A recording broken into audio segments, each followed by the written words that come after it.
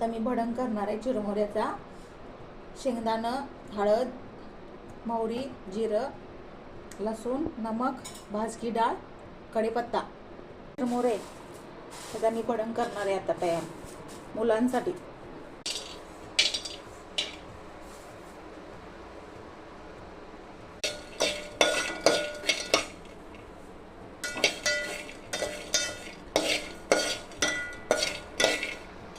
आता बघा सगळं भाजून घेतले मी. जिरं,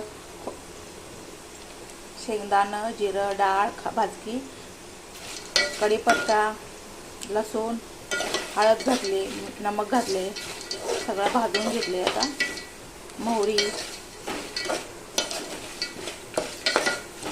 असं कुरकुरीत होईपर्यंत भाजून घ्यायचं सगळं मसाला.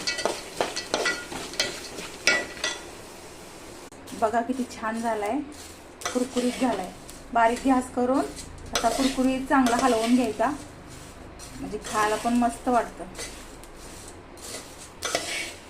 आता मस्त झालाय वा, कुरकुरीत झालाय. कसा झालाय कमेंट मध्ये सांगा.